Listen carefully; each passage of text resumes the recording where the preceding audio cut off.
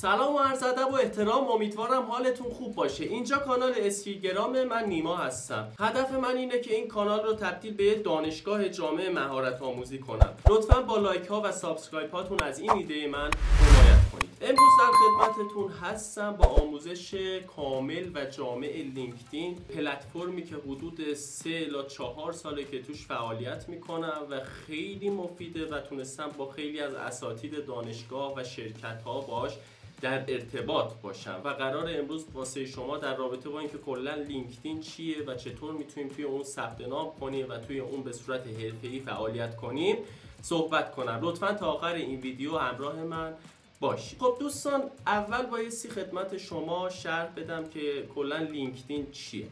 ببینید، لینکدین تقریبا مثل همون اینستاگرامه، با این تفاوت که اینستاگرام بیشتر فوکوسش روی سرگرمیه، ولی لینکدین اصلا به این صورت نیست و یه فضای خیلی حرفه‌ایه واسه کسایی که مدیر کسب و کارها هستن، دانشجو هستن، استاد دانشگاه هستن و یه اعتبار خیلی خاصی رو بین جوامع داره. پس اینجا به این نتیجه میرسیم که لینکدین جای لخت شدن، جای سرگرمی، جای چالش گذاشتن نیست و اگر شما اقدام به تولید همچین محتوایی کنید، هر آن ممکنه که ویدیوی شما بلاک بشه و کانالتون رو ببندن. پس اگه شما دانشجویید، اگه شما صاحب یک کسب و کار، ایده و برندی هستید، میتونید از این فضا استفاده کنید و با افراد آکادمیک خیلی راحت ارتباط بگیرید و حتی اگه دنبال پوزیشن های تحصیلی هستید برای اپلای توی این پلتفرم، شما میتونید پوزیشن های تحصیلی رو پیدا کنید و حتی به صورت مستقیم با استادا ارتباط بگیرید. برای برندینگ خیلی خوبه، یعنی اگه شما یه شرکتی رو تازه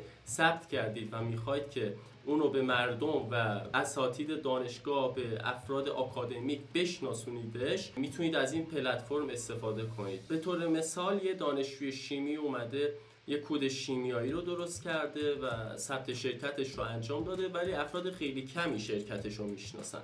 خب میتونه بیاد توی پلتفرم لینکدین ثبت نام بکنه و شرکت خودش رو به افراد آکادمیک بشناسونه و از اونها بخواد که حالا ازش حمایتی بکنن یا از محصولاتش خریداری بکنن. این یه مقدمه خیلی کوتاهی در رابطه با لینکدین بود. دوستان اگه میبینید که من بعضی جاها توپق میزنم، من کلمات و جمله‌های خودم رو حفظ نمی کنم. این متد آموزشی منه، حالا مثل کلاس زنده است دیگه.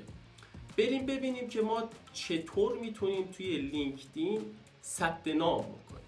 خب برای اینکه شما توی لینکدین یه حساب کاربری رو درست بکنید، افتتاح بکنید، بیاید توی قسمت سرچ گوگل لینکدین رو سرچ بکنید که حالا اپلیکیشنش هم موجوده. شما میتونید از گوگل پلی یا اپ استور یا بازار و هر پلتفرم دیگه لینکدین رو دانلود بکنید. هیچ فرقی بین نسخه وب و اپلیکیشنش وجود نداره. من ترجیح همینه که از نسخه تحت وبش استفاده کنم، چیزی که برای همه در دسترسه. خب وقتی شما لینکدین رو سرچ میکنید، اولین سایتی که بالا میاد لاگین اور ساین اپ، روی این کلیک بکنید. برای اینکه شما یه حساب کاربری رو توی لینکدین ایجاد بکنید، شما نیاز به جیمیل دارید. خب شما با همچین صفحه‌ای مواجه خواهید بود. توی این قسمت مشاهده میکنید نوشته جوین ناو، روی این گزینه کلیک بکنید. خب اینجا از شما میخواد که ایمیل خودتون رو وارد کنید. دوستان ترجیحاً از ایمیل آکادمیک خودتون استفاده کنید، چون شما احتمالاً دانشجو هستید یا یه فرد آکادمیکی هستید. اگه ایمیل آکادمیک دارید، لطفاً اون رو برای ثبت نام توی لینکدین وارد بکنید. اگر هم نه، حالا از جیمیل خودتون یا یاهو هر چیزی دارید میتونید استفاده کنید. خب اینجا من حالا از جیمیل خودم استفاده میکنم. اینجا از شما میخواد که یه پسوردی رو وارد کنید که بالای 6 تا کاراکتر داشته باشه. ترجیحاً از ادساین و اینا هم استفاده کنید تا امنیت بالایی رو حساب شما داشته باشه. کانتینیو رو بزنید و بریم مرحله بعد. اینجا به شما میگه که فرست نیم و لاست نیم خودتون رو وارد بکنید. اینجا من میام وارد میکنم، مثلا نیما مقدم وارد بکنیم. فامیل خودم رو وارد نمی کنم. کانتینیو رو بزنید و اینو هم بهتون بگم که سایت لینکدین و اپلیکیشن لینکدین فیلتر نیست توی ایران و خیلی راحت میتونید ازش استفاده بکنید. میگه تصویری که تو جهت درستی هست رو انتخاب میکنیم و تایید میکنه خودش. میریم مرحله بعد. اینجا میبینید که تقریبا اکانت ما تشکیل شده، ایجاد شده. بریم مرحله بعد. اینجا میگه لوکیشن شما کجاست. خب اینجا بایستی لوکیشن خودتون رو وارد بکنید. به طور مثال الان من توی شهر زنجان هستم. زنجان رو وارد میکنم.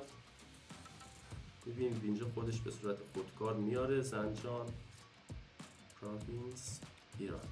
اینو انتخاب میکنم و نکست رو میزنم. میگه شغل اخیری که شما داشتید چی بوده؟ مثلا من به عنوان ریسرچ اسیستنت بودم، به عنوان دانشجوام، یا هر عنوان شغلی که دارید یا قبلا داشتید رو اینجا وارد کنید. به طور مثال اینجا میبینید نوشته I am a student. من یه دانشجو هستم. خب من اینو انتخاب میکنم. خب اینجا وقتی شما میزنید که من دانشجوام، میگه که مدرسه یا دانشگاهی که شما دارید توش تحصیل میکنید یا توش تحصیل کردید رو وارد کنید. خب به طور مثال من میزنم دانشگاهی که خودم تحصیل کردم رو وارد میکنم، فردوسی یونیورسیتی آف مشهد. میبینید اینجا به صورت خودکار باز میاره. خب میگه توی چه سالی شما این موقعیت تحصیلیتون شروع شده و چه تاریخی این پوزیشن تحصیلی شما تموم شد. خب استارتش 2000 رو عرض شود که 19 بوده و سال 2020 عرض شود که 4 تموم کردم. اگه همین الان هم دانشجو هستید و هنوز موقعیت تحصیلیتون تموم نشده، خب ممکنه 5 سال دیگه تموم کنید، ممکنه 6 سال دیگه تموم کنید. اینجا میبینید تا سال 2031 واسه شما گزینه‌هاش هست. هر گزینه‌ای که درسته رو وارد بکنید.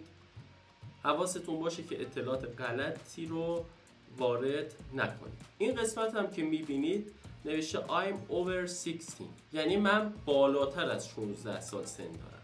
اگه بالاتر از 16 سال سن دارید این تیک رو فعال بکنید. میبینید نوشته yes و اگر نه زیر 16 سالید اینجا نو رو بزنید. اینجا را از شما تاریخ تولدتون رو میخواد. من بالاتر از 16 سالم. کانتینیو. میریم سراغ مرحله بعدی. اینجا گفته که ایمیل خودتون رو تایید بکنید.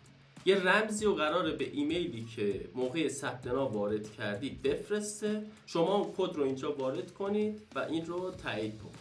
خب میبینید که واسه ما کد رو فرستاد 781 400. کانفرم رو بزنید. بریم مرحله بعدی. گفته Are you looking for a job؟ آیا به دنبال یک شغلی هستی یا نه؟ اگه شما دنبال شغلی هستی اینجا ببینید 3 تا گزینه داره. Yes, I'm actively looking for a new job. بله من مشتاقانه دنبال یک کاری هستم. Not really, but would consider the right opportunity. میگه واقعیتش نه ولی موقعیت ها رو میخوام ببینم، موقعیت های شغلی رو میخوام ببینم. ممکنه که شما مثلا مؤسسه مهاجرتی داشته باشید، بخواید واسه مشتریتون یه موقعیت شغلی رو پیدا بکنید. پس از گزینه دوم استفاده کنید. گزینه سوم No, I'm not interested in any job opportunity. میگه که نه من به دنبال شغل نیستم. خب اینجا من میزنم که بله من به دنبال شغل هستم. اینجا گفته که شما به دنبال چه شغلی هستید و شما میتونید 5 تا شغل رو توی 5 تا موقعیت اینجا مشخص کنید که بر اساس این شغل‌ها و موقعیت‌هایی که انتخاب کردید واسه شما اون موقعیت ها رو معرفی کنه به صورت خودکار. مثلا من بزنم ریسرچ اسیستنت. ببینید که اینجا باز به صورت خودکار آورد. خب اینجا یه شغل دیگر رو هم وارد میکنم. به طور مثال اسیستنت پروفسور.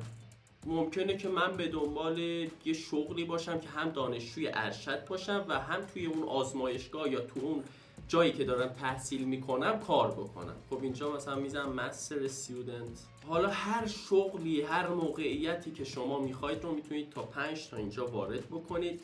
توی قسمت پایین میبینید که زده جاب لوکیشنز. خب شما که این کارها رو میخواید دوست دارید توی کدوم کشوری باشه، مثلا توی ایران باشه، توی آمریکا باشه، هلند باشه، هر کشوری که دلتون میخواد رو میتونید اینجا وارد کنید تا بر اساس اون پیشنهادها رو به شما بده.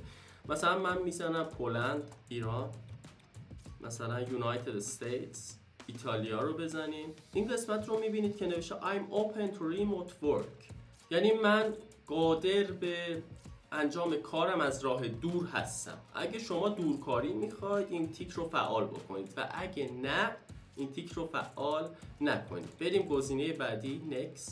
میگه به کسایی که دنبال استخدام هستن آیا این اجازه رو میدید که بفهمن شما دنبال کار هستید یا نه. اگه میخواید که استخدام کنندگان شما رو ببینن این تیک رو فعال کنید که به صورت پیش‌فرض فعال هست و اگر نه این رو غیر فعال بکنید. حالا من فعال نگهش میدارم. بریم گزینه بعدی. اینجا گفته که میتونید اپلیکیشن رو هم حالا با سرچ کردن این بارکد دانلود بکنید. به شما گفتم شما میتونید خیلی راحت کلمه لینکدین رو سرچ بکنید و این اپلیکیشن رو دانلود بکنید. تقریبا اکانت ما تشکیل شد. اینجا گفته حالا کمپانیایی که وجود دارن رو بر اساس حالا تحصیلاتی که وارد کردید و شغل‌هایی که شما میخواید، اینجا اومده یه سری از شرکت‌ها و افراد رو به شما معرفی کرده که شما همین ابتدا میتونید باهاشون لینک بشید، فالوشون بکنید، دنبالشون بکنید. خب میبینید مایکروسافت رو آورده، خود لینکدین رو آورده، افرادی که مشغول به فعالیت توی لینکدین هستن رو هم واسه شما آورده. خب الان من کسی رو فالو نمی کنم، ولی اگه بخواید فالو بکنید، دنبال بکنید کسی رو، کافیه فالو رو بزنید و فالوش کنید. خب بریم گزینه بعد next. خب تبریک میگم شما اکانت خودتون رو تشکیل دادید و وارد اکانت خودتون شدید. حالا کار اصلی ما از همینجا شروع میشه. ما بایستی بیایم پروفایل خودمون رو اپتیمایز بکنیم که اگه اسم ما رو سرچ کردن، اگه اون حوزه تخصصی ما رو سرچ کردن، اگه اسم مقاله‌ای رو سرچ کردن، صفحه ما بالا بیاد و در اصل روی سئو پروفایل خودمون کار بکنیم. با من همراه باشید تا همه اینا رو با هم دیگه انجام بدیم. خب عزیزان، بعد از اینکه اکانت خودتون رو تشکیل دادید توی لینکدین، شما بایستی یه سری اقدامات و نکات مهم رو توی اکانت خودتون رعایت بکنید که مطابق با SEO یا Searching Engine Optimization باشه یا بهینه‌سازی موتور جستجو. تا وقتی یه شخصی میاد و یه کلمه ای رو، یه واژه ای رو توی گوگل سرچ میکنه یا توی لینکدین سرچ میکنه و اکانت شما بالا میاد، ترغیب بشه تا روی پروفایل شما کلیک کنه تا فعالیت ها و پست های شما واسه اون شخص نمایش داده بشه. یکی از نکات خیلی مهمی که شما بایستی رعایت بکنید داشتن عکس پروفایل و بنر بسیار مناسب که قراره به صورت خیلی حرفه‌ای با تک تک جزئیات به شما بگم که شما چطور میتونید یه عکس پروفایل خیلی مناسب و یه بنر مناسب داشته باشید. اولین کاری که شما بایستی انجام بدید، لطف کنید برید توی دیسکریپشن این ویدیو و از طریق لینکی که خدمت شما قرار دادم فایل PSC مربوط به بنر رو دانلود بکنید. دومین کار اینه که شما برید نرم افزار فتوشاپ رو روی سیستم خودتون نصب بکنید. بازم تاکید میکنم این حرفه‌ای ترین آموزشیه که دارم واسه شما در رابطه با عکس پروفایل و بنر کانال میدم و ممکنه واسه خیلی سخت باشه، ولی اگه تک تک این مراحلی که به شما میگم و رعایت بکنید خیلی راحت میتونید خودتون عکس پروفایل خودتون رو آماده بکنید. خب بعد از اینکه شما نرم افزار فتوشاپ رو آماده کردید، شما باید یه عکس پورتری خیلی خوب و با رزولوشن بالا از خودتون بگیرید. سعی کنید دیوار یا پس زمینه‌ای که هست سفید باشه تا بتونیم خیلی راحت عکس پس زمینه خودمون رو تغییر بدیم تا پروفایل جذابی رو داشته باشیم. خب من یه عکسی دارم که وقتی رفتم عکاسی عکس 3:4 از من گرفتن، ازشون خواهش کردم که فایل عکسم رو بهم بدن تا حالا توی لینکدین و فضای اجتماعی ازش استفاده بکنم. خب اولین کاری که شما بایستی انجام بدید، نرم افزار فتوشاپ رو لطفاً باز کنید. و اون عکس خودتون رو از قسمت اوپن بیاید انتخاب کنید. بیاید حالا هر جایی که عکس خودتون رو ذخیره کردید، من تو قسمت پیکچر ذخیره کردم، بیاید انتخاب کنید عکستون رو و اون رو توی فتوشاپ بازش کنید. دومی کار اینه که بیاید توی این قسمت میبینید که عکس قفل هست، روی این قفل کلیک کنید تا قفل عکس ما باز بشه. کار بعدی که ما بایستی انجام بدیم جدا کردن عکسمون از پس زمینه است که خیلی راحت فتوشاپ خودش این کار رو واسه ما انجام میده. کافیه که از نوار ابزاری که سمت چپ وجود داره این قسمت Object Selection Tool رو انتخاب کنیم. حالا ممکنه روی Quick Selection یا ابزار ماجیک باشه که به راحتی شما میتونید با کلیک راست کردن گزینه Object Selection Tool رو انتخاب کنید و بعد بیاید روی عکس خودتون یک کلیک کنید و منتظر بمونید تا فتوشاپ به صورت خودکار عکس شما رو از پس زمینه متمایز کنه. منتظر میمونیم. خب مشاهده میکنید که عکس ما از پس زمینه جدا شد. کار بعدی که ما بایستی انجام بدیم چیه؟ میاید این لایه رو یک کلیک میکنید روش، میاید لیر ماسک رو انتخاب میکنید، یک کلیک میکنید روش. خب تبریک میگم، عکس شما از پس زمینه جدا شد و به راحتی میتونید هر تغییری که دلتون میخواد رو روی عکس خودتون اعمال بکنید. بیاید ابزار موو تول رو انتخاب کنید، ببینید شبیه لنگر، این رو انتخابش کنید. بیاید دوباره روی لایه کلیک کنید، کلیک راست، Convert to Smart Object رو بزنید. خب بیاید قسمت فایل نیو رو انتخاب کنید، توی بیتس و هیتش 1080 در 1080 رو انتخاب کنید. حواستون باشه که این قسمت روی پیکسلز تنظیم شده باشه، رزولوشن حتما روی 300 باشه. بعد از اینکه همه این تنظیمات رو اعمال کردید کرییت رو بزنید و مشاهده میکنید که یه لایه خام که یک لایه با پس زمینه سفید واسه ما بالا اومد. شاید با خودتون فکر کنید که چه رنگی رو من واسه پروفایل خودم انتخاب بکنم. خب خیلی راحت ما میتونیم از گوگل ایده بگیریم. میایم تو قسمت سرچ گوگل لینکدین پروفایل رو میزنیم و ایده میگیریم. ببینید مثلا یکی توی شرکت عکس گرفته، اکثر پس زمینه‌ها که میبینید سفید یا سرمه‌ای هستن، خب یا زرد. رنگ زرد رنگیه که مخاطب رو ترغیب میکنه که روی پروفایل شما کلیک بکنه. برای اینکه شما تم‌های رنگی جذاب رو پیدا کنید دوباره یه تکنیک بهتون میگم. VPN خودتون رو روشن بکنید، بیاید تو قسمت سرچ گوگل Adobe Color Palette رو سرچ بکنید، وارد سایت بشید، مربوط به شرکت ادوبیه و میاد یه تم‌های رنگی خاصی رو خدمت شما بر اساس چیزی که سرچ میکنید میده. بیاید تو قسمت اکسپلور، تو قسمت سرچ، حالا من بلو رو سرچ میکنم، منتظر میمونیم تا بالا بیاد. خب ببینید تم‌های رنگی خیلی جذابی رو واسه ما بالا میاره. اصلا نگران نباشید، اگه شما تک تک این مراحل رو رعایت بکنید خیلی راحت میتونید پروفایل و بنر کانال خودتون رو به صورت حرفه‌ای تنظیم کنید.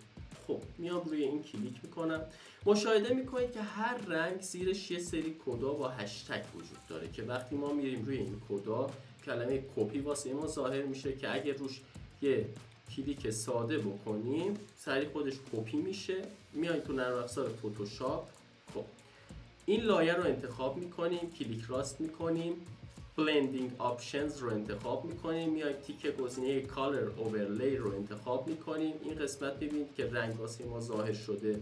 دوباره بیایید یک کلیک روی این و میبینید که اینجا یه هشتگ هست با یه سری از کدها. کل این کدا رو انتخاب کنید، یه کنترل وی یا حالا پیست رو بزنید. ببینید هم میتونم کنترل وی رو بزنم، خب هم میتونم کلیک راست کنم و پیست رو انتخاب کنم و این دقیقا همون رنگیه که ما توی سایت Adobe Color Palette انتخاب کردیم. اوکی رو میزنیم و به راحتی تونستیم رنگ پس زمینه خودمون رو انتخاب کنیم. خب حالا بریم دوباره این کار رو انجام بدیم. یه رنگ با طیف روشن‌تر رو کپی می‌کنیم، میایم اینجا دوباره بلندینگ آپشنز رو میزنیم، کالر اورلی دوباره میزنیم روی این قسمت، کد رو انتخاب میکنیم، یه کنترل بی و اوکی رو میزنیم. همین رنگ خوبه، اوکی رو میزنیم و میریم سراغ مرحله بعدی. مرحله بعدی چیه؟ از قسمت بالا بیاید اون عکس خودتون رو انتخاب بکنید، برید تو لایه عکس خودتون، موو تول رو انتخاب بکنید. مشاهده میکنید با کلیک کردن، کلیک چپ و نگه داشتن اون و جابجا کردن موس، عکس ما هم جابجا میشه. خب همینطور که موس رو نگه داشتید، این عکس رو بیارید قسمت بالا، اون لایه‌ای که ایجاد کردیم، روی این لایه‌ای که ایجاد کردیم درگ کنید، موس رو کلیک رو ول کنید، اینجا یس رو بزنید. مشاهده میکنید که خیلی راحت عکس ما جابجا شد. حالا بیاید تغییر سایز رو با نگه داشتن کلیک چپ و جابجایی موس انجام بدید. حالا میایم تو قسمت فایل، اکسپورت از و اینجا فرمت رو یا میتونیم PNG انتخاب کنیم یا JPG که من به شما پیشنهاد میکنم که JPG رو انتخاب کنید. توی قسمت کوالیتی این نوار رو بکشید به سمت راست که بالاترین رزولوشن رو داشته باشید، به بقیه قسمت رو کاری نداشته باشید. اکسپورت رو بزنید، محلی که میخواید این عکستون ذخیره سازی بشه رو انتخاب کنید، اسمش رو هم از اینجا انتخاب کنید. من 3 تا 1 میذارم و خیلی راحت تونستید پس زمینه عکس خودتون رو تغییر بدید. خب حالا بیاید اون فایلی که توی دیسکریپشن این ویدیو خدمت شما لینکش رو گذاشتم رو دانلود بکنید و بعد از اینکه دانلود کردید 2 تا کلیک روش بکنید.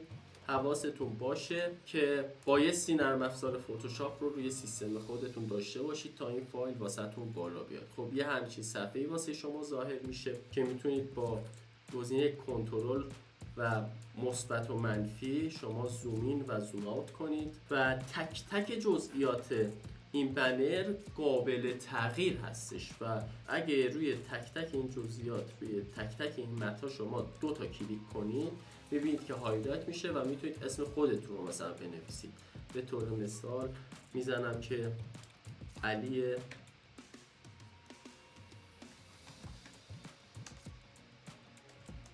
عباسی. خب اگه کنترل A بزنم یا دوباره 2 تا کلیک بکنم، تو قسمت راست، قسمت کاراکترز، اینجا میتونم فونت مد نظر خودم رو انتخاب بکنم.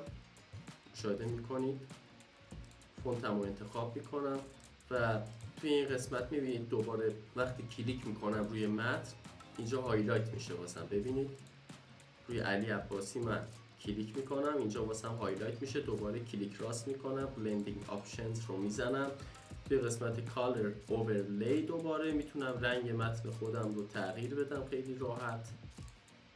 تمام.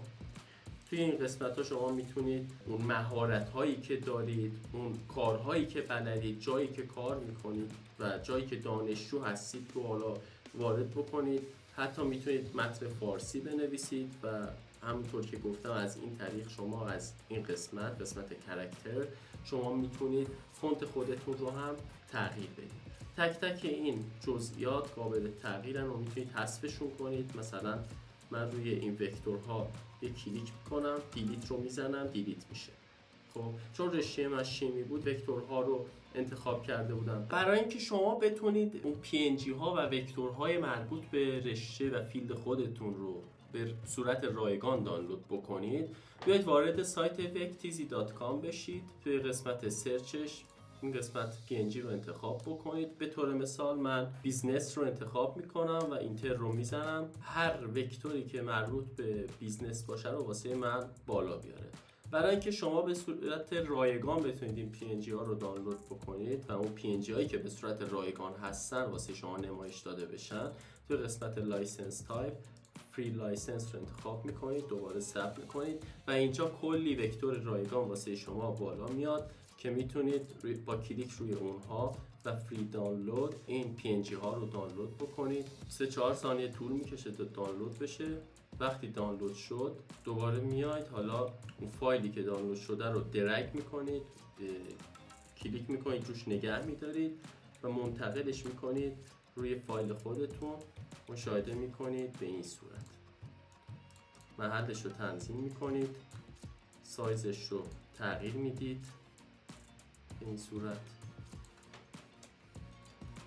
و خیلی راحت شما میتونید بنر اختصاصی کانال خودتون رو درست بکنید. خب اگه رنگ پس زمینه این بنر واسه کانالتون و فیلدتون مناسب نیست، خیلی راحت میتونید روی این قسمت کلیک بکنید. ببینید وقتی روی پس زمینه کلیک میکنم خود به خود انتخاب میشه و میاد توی این قسمت دوباره کلیک راست، بلندینگ آپشن، کالر اورلی و هر رنگی که دلتون میخواد رو میتونید شما واسه بنر خودتون انتخاب بکنید. اوکی.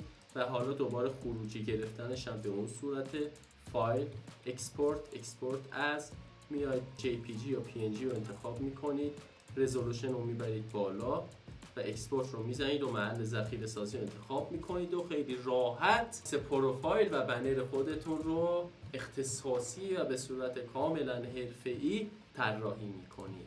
خب حالا بریم سراغ آپلود کردن این فایل ها روی اکانت لینکدین خودمون. دوباره میرید روی اکانت لینکدین خودتون، پروفایل خودتون، روی این قسمت کلیک میکنید. خب توی این قسمت ببینید عکس دوربین عکاسی هست، روش اگه کلیک بکنید شما میتونید بک‌گراند یا بنر خودتون رو آپلود کنید. ادیت پروفایل بک‌گراند رو بزنید و اون فایلی که طراحی کردید رو انتخاب کنید. حالا من همون فایل پیش‌فرض رو انتخاب میکنم. اینجا میتونید زوم بکنید روی تصویرتون، یه سری تغییرات رو اعمال بکنید و فیلترهایی که هستن رو میتونید اعمال بکنید، فیلترهایی که به صورت پیش‌فرض هستن رو. و توی قسمت ادجاست هم شما از قسمت برایتنس میتونید نور پس زمین خودتون رو، بنر خودتون رو تنظیم بکنید. کنتراست و اینا رو هم میتونید تنظیم بکنید که زیاد توضیح نمیدم. اپلای رو میزنید و مشاهده میکنید که بنر شما آپلود شد و تمام. این از قسمت بنر. حالا برای اینکه عکس پروفایل خودتون رو تنظیم کنید بیاید روی قسمت پروفایل کلیک بکنید. ببینید روی این عکس کلیک میکنید، آپلود فوتو رو بزنید و میتونید یوز کامرا رو بزنید که خیلی غیر حرفه‌ایه و اصلا پیشنهاد نمی‌کنم. اگه یوز کامرا رو بزنید میتونید یک عکس سلفی از خودتون بگیرید و اون رو آپلود بکنید. حالا چون ما عکس خودمون رو طراحی کردیم میایم قسمت پیکچرز که ذخیره کرده بودیم عکس پروفایل خودمون رو انتخاب میکنیم، سیو فوتو رو میزنیم. خیلی راحت پروفایل و بنر ما مختص اکانت خودمون. خب حالا که ما تونستیم اکانت خودمون رو توی لینکدین ایجاد کنیم و بنر کانال خودمون و عکس پروفایل خودمون رو به صورت حرفه‌ای طراحی و آپلود کنیم، باعث یک سری دیگه از تغییرات رو توی حساب کاربری خودمون به وجود بیاریم که مطابق با SEO باشه و پروفایل ما توی قسمت سرچ ها توی رنک بالاتری دیده بشه. خب بریم سراغ پروفایل لینکدین خودمون. کلیک میکنم روی پروفایل.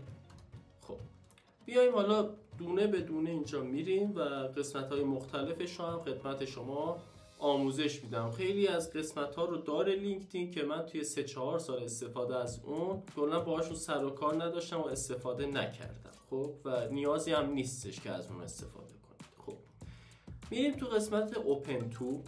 دو تا قسمت داره، Hiring و Providing Services. Hiring یعنی چی؟ یعنی که شما اگر دارای یک کسب و کاری هستید، دارای یک شرکتی هستید و نیاز به استخدام افراد حرفه‌ای توی حوزه خاصی دارید، از این طریق شما میتونید هایرینگ رو انتخاب کنید و بگید که من به دنبال به طور مثال تولید کننده محتوا برای شرکت خودم هستم و این پیغام شما برای متخصصایی که توی این حوزه هستن نمایش داده میشه و اگه متمایل باشن حالا واسه شما CV و رزومه خودشون رو ارسال میکنن. providing services یعنی چی؟ خود من کارهای گرافیکی و اینا رو بلدم، میام میزنم که واسه نشونتون بدم. providing services اینجا گفته tell us about your services and work preferences get found in search results when people look for services. همونطوری که گفتم میگه به ما بگید در رابطه با مهارت‌هایی که دارید که میتونید اونا رو ارائه بدید و اگه شما این قابلیت رو فعال بکنید به کسایی که دنبال به طور مثال گرافیست یا تولید کننده محتوا یا مثلا شیمیست هستن نمایش داده میشه و میگیم که آقای مثلا میرزا بابایی هم هستش به عنوان متخصص، آیا میخوای که بهش درخواست همکاری بدی؟ کانتینیو رو میزنیم. اینجا سرویس هایی که میخواید ارائه بدید رو بزنید. اینجا مثلا میزنیم که لوگو دیزاین، ببینید خودش میاره. لوگو دیزاین رو میزنیم، مثلا وبسایت دیزاین، وب دیزاین، میبینید میاره. خب اینجا هر مهارتی که دارید رو انتخاب میکنید و توی بخشای بعدی زیر مجموعه هر بخش رو نشون داده، میبینید میتونید انتخاب کنید یا از این قسمت سرچ کنید.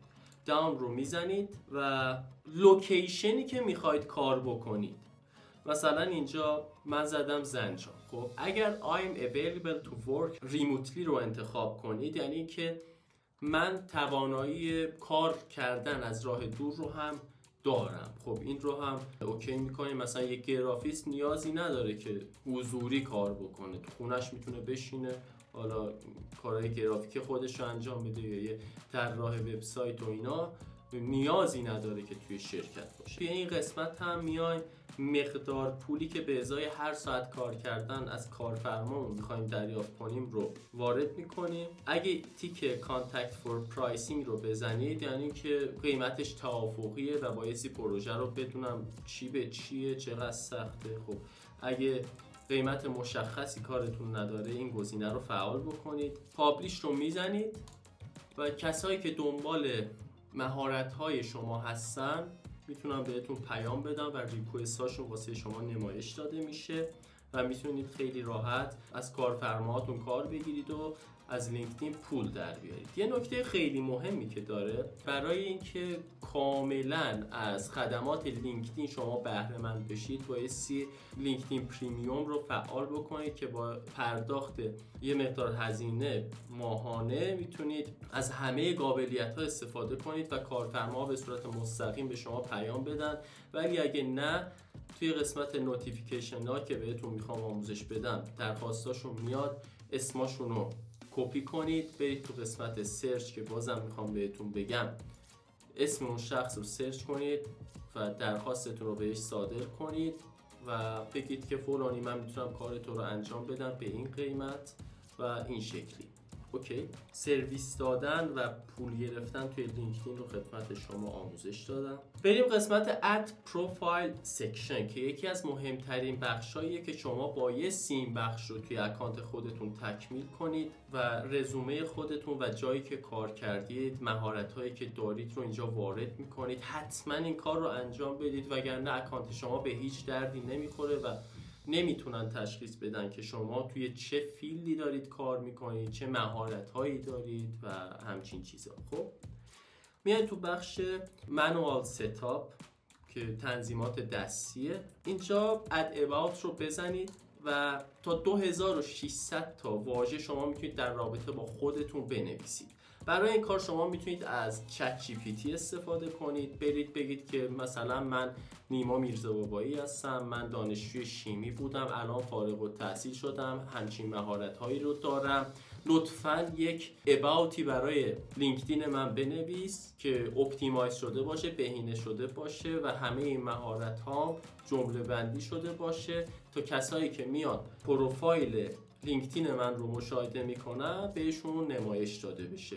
از هوش مصنوعی خیلی راحت میتونید کمک بگیرید، هیچ کاری نداره. بعد اینکه اینجا نوشتید، حالا من نویسم I am نیما میرزا بابایی،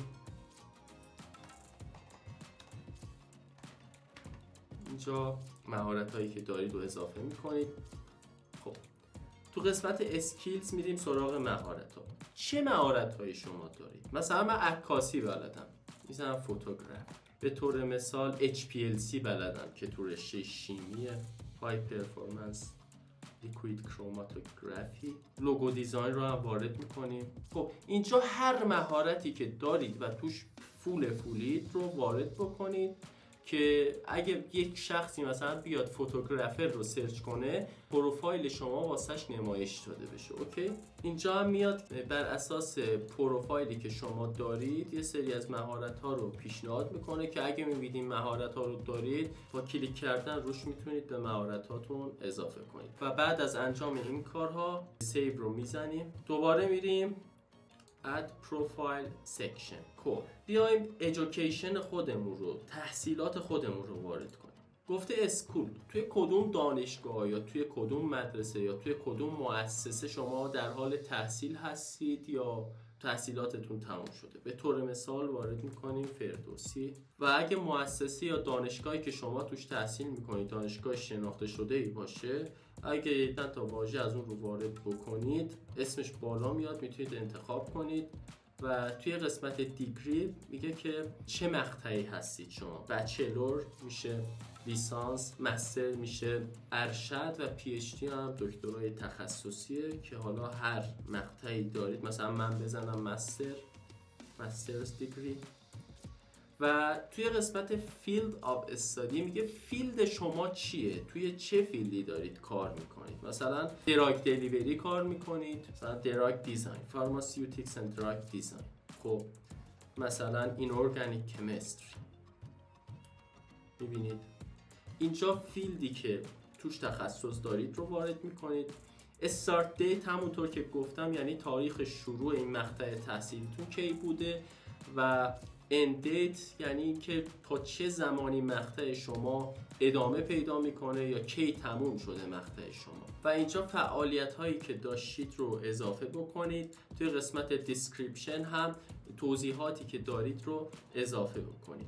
اسکیل ها، مهارت هایی که شما توی این دانشگاه به دست آوردید رو میتونید وارد کنید و مدیا واسه اینکه شما اثبات بکنید که توی این دانشگاه هستید. حالا میتونید مدرک خودتون رو از این قسمت آپلود بکنید یا میتونید یه فیلم یا عکسی که توی اون دانشگاه گرفتید، توی آزمایشگاه، توی محل کار خودتون گرفتید رو اضافه کنید تا اثبات بکنید که شما این مهارت رو دارید و توی این مؤسسه مشغول به تحصیل یا کار بودید. اوکی، بریم قسمت بعدی. سیو رو بزنید. بعد از اینکه شما سیو کردید مشاهده میکنید افرادی که توی حوزه تخصصی شما در حال کار کردن هستن رو واسه شما نمایش میده. اگه خواستید باهاشون در ارتباط باشید دکمه کانکت رو میزنید که درخواست شما بهشون ارسال میشه که شما رو فالو کنن و خودتون هم همزمان فالوش میکنید. یعنی وقتی شما کانکت رو میزنید اون شخص رو فالو میکنید، از شخص مقابل درخواست میکنید که اون هم شما رو دنبال بکنه و ممکنه که درخواست شما رو قبول کنه و یا رد بکنه که اگر رد کنه شما دنبال کننده اون میمونید ولی اون شخص دنبال کننده شما نیست. اوکی، حالا ما اسکیپ رو میزنیم، بریم قسمت های بعدی. اینجا ریکامندد میایم قسمت هایی که میگه بایستی شما اینها رو پر بکنید. خب add licenses and certifications. خب سرتیفیکیت ها و لایسنس هایی که شما دارید، مثلا من توی کنفرانس شرکت کردم، سرتیفیکیتش رو میام عکسش رو آپلود میکنم.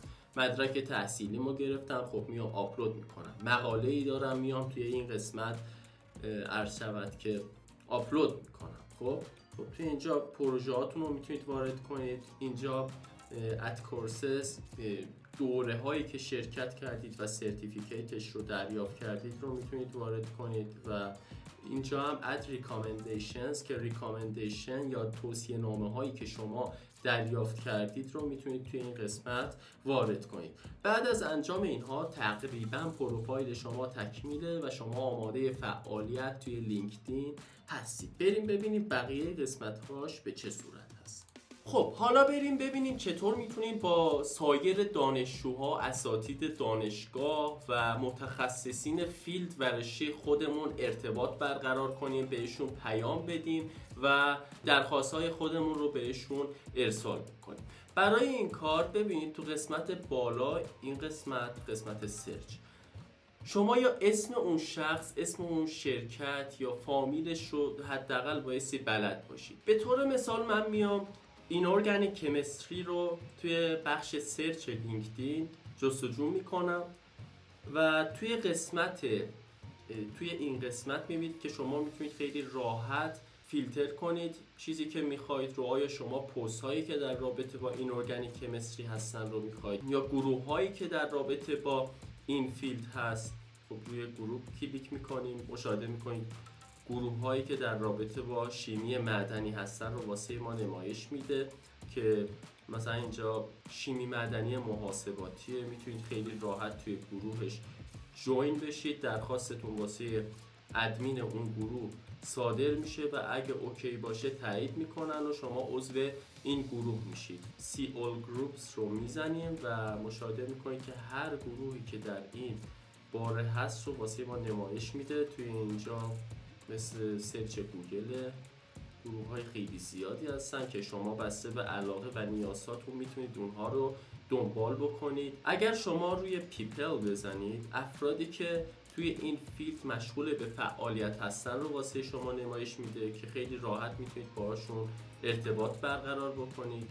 و توی ایونتس، اون رویدادهایی که توی این فیلد توی کل جهان در حال اتفاق افتادن هست رو واسه شما نمایش میده. مثلا اگر کنفرانسی باشه، وبیناری باشه، واسه شما نمایش میده. مشاهده میکنید اینجا ژورنال RSC اومده یه وبیناری رو برگزار کرده و هر ایونتی، هر رویدادی در این باره باشه واسه ما نمایش میده. اوکی، این از این بخش. توی قسمت بالا اگه شما این واژه رو سرچ میکنید میتونید خیلی راحت دوباره فیلتر کنید کلمه ای رو که میخواید. مثلا آیا من شغل‌های مرتبط با اینورگانیک کمستری رو میخوام و کورسز یا دوره‌های مربوط به اینورگانیک کمستری رو میخوام، یا محصولات رو میخوام، یا کمپانی‌ها یا شرکت‌ها رو میخوام، یا خدمات مربوط به اینورگانیک کمستری رو میخوام. خب شما خیلی راحت میتونید با کلیک روی هر کدوم از اینها اون کلمه رو فیلتر کنید. به طور مثال من شغل‌های مرتبط با اینورگانیک کمستری رو میخوام. خب روی جابز میزنم و شغل‌هایی که در این باره هست رو واسه ما نمایش میده و شرایط این شغل‌ها رو مشاهده میکنید که نحوه درخواستش رو هم اینجا واسه شما توضیح داده. خیلی راحته و میبینید که چقدر راحت میتونید با کل دنیا، با کل افراد علمی دنیا شما ارتباط برقرار کنید. توی این قسمت هم میتونید لوکیشن خودتون رو مشخص کنید. خب به طور مثال اینورگانیک کمستری لوکیشنمون ایرانه، یعنی تمامی شغل‌هایی که توی ایران هستن رو واسه ما نمایش میده. اگه من به طور مثال این رو بکنم ایتالیا، تمامی شغل‌هایی که مرتبط با شیمی معدنی هستن توی ایتالیا رو واسه ما نمایش میده. دوباره میتونید از این بخش استفاده کنید. اینجا هم فیلترهای زیادی هستن که خیلی راحت، فیلترهای مختلفی هستن که میتونید خیلی راحت اینا رو انجام بدید، نیازی به توضیح نداره. توی بخش مای نتورک شما اون دنبال کننده هاتون و کسایی که دنبال میکنید رو مشاهده خواهید کرد. خب اینجا مشاهده میکنید بر اساس اون تخصص ها و اسکیل هایی که ما وارد کردیم اومده افرادی رو به ما پیشنهاد کرده تا باهاشون ارتباط برقرار کنیم. به طور مثال روی پروفایل ایشون میزنیم. خب اگه شما روی فالو بزنید، شما فقط اون شخص مورد نظر رو دنبال میکنید ولی اون شخص شما رو دنبال نمیکنه، در اصل فالو بک نمیده. اوکی، شما این شخص رو با زدن دکمه فالوش میکنید. حالا اینجا میگه که نوتیفیکیشن هاش رو فعال بکنیم یا نه، که اگر پستی رو آپلود کرد واسه شما هشدارش بیاد یا نه. اگه خواستید ترن آن رو بزنید، اگه نه نات نه. اوکی، شما بایستی به همین صورت کانکشن های خودتون رو افزایش بدید. بعد از اینکه کانکشن هاتون به یه مقدار مشخصی رسید، کنار فالو واسه شما یه کلمه دیگه به اسم کانکت اضافه میشه. یه توضیحی هم اینجا در رابطه با فالو و کانکت به شما بدم. خب اینجا میبینید که متخصصا رو واسه ما آورده. با زدن دکمه فالو ما شخص مورد نظر خودمون رو دنبال میکنیم تا اگر پستی چیزی آپلود کرد واسه ما نمایش داده بشه. کانکت چیه؟ بیایم پایین‌تر. کانکت یعنی این که وقتی شما این دکمه رو میزنید، روش کلیک میکنید، شما در لحظه شخص مقابل رو فالو میکنید و از شخص مقابلتون درخواست میکنید که اون هم شما رو دنبال بکنه و اگه شخص مقابل این رو بپذیره، اکسپت کنه، اون هم دنبال کننده شما میشه و یک ارتباط دو طرفه بین شما به وجود میاد.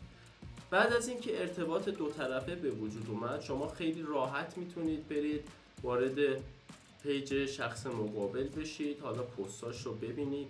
بهتون پیشنهاد میکنم حتما اگر میبینید که پستی مفیده واسه شما، اون رو لایک بکنید، زیرش کامنت بذارید. مثلا این پست واسه ما مفیده، خب من لایکش میکنم، میتونم زیرش کامنت بذارم توی این بخش و میتونم این رو شیرش بکنم، ریپوستش بکنم. ریپوست یعنی چی؟ یعنی شما از این پست استفاده میکنید و میارید توی پیج خودتون قرار میدید تا افرادی که با شما در ارتباط هستن هم این پیج رو ببینن. اوکی، حالا بریم ببینیم چطور میتونیم به یک شخصی توی لینکدین پیام بدیم. خب وقتی شما روی پروفایل شخص مد نظرتون کلیک بکنید، تو قسمت مسیج به راحتی میتونید سابجکت یعنی عنوان پیام خودتون و متن پیام خودتون رو واسه شخص مقابل بفرستید.